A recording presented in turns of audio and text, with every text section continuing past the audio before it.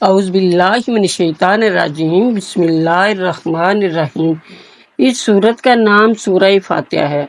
فاتحہ کہتے ہیں شروع کرنے والی کو۔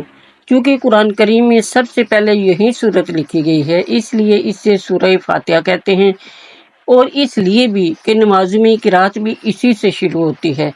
اس کا نام ام الکتاب بھی ہے، جمہور یہی کہتے ہیں۔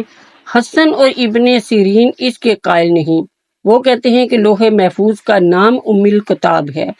حسن کا قول ہے کہ محکم آیتوں کو ام الکتاب کہتے ہیں۔ ترمذی کی ایک صحیح حدیث میں ہے کہ رسول اللہ صلی اللہ علیہ وآلہ وسلم نے فرمایا، الحمدللہ رب العالمین۔ پوری سورت تک یہی سورت ام القرآن ہے اور ام الکتاب ہے اور وسیع مثانی ہے اور قرآن عظیم ہے۔ اس سورت کا نام سورۃ الحمد اور سورۃ الصلاۃ بھی ہے۔ وہاں حضرت صلی اللہ علیہ وآلہ وسلم فرماتے ہیں کہ اللہ تعالیٰ نے فرمایا ہے، میں نے صلاۃ یعنی سورت فاتحہ کو اپنے اور اپنے بندے کے درمیان نصف نصف تقسیم کر دیا۔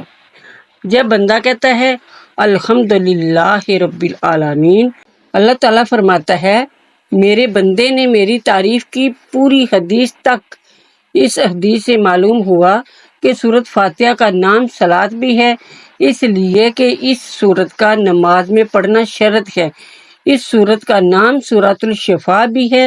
دارمی میں حضرت ابو سعید سے مرفوعاً روایت ہے کہ سورت فاتحہ ہر زہر کی شفا ہے، اور اس کا نام سورۃ الرقیہ بھی ہے۔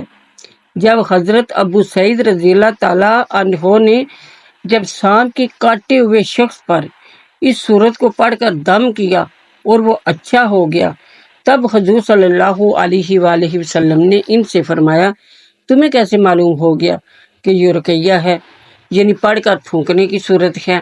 ابن عباس اس سے اساس القرآن کہتے تھے، یعنی قرآن کی جڑ یا بنیاد، اور اس سورت کی بنیاد آیت بسم اللہ الرحمن الرحیم ہے۔ سفیان بن عینیہ فرماتے ہیں اس کا نام واقعہ ہے۔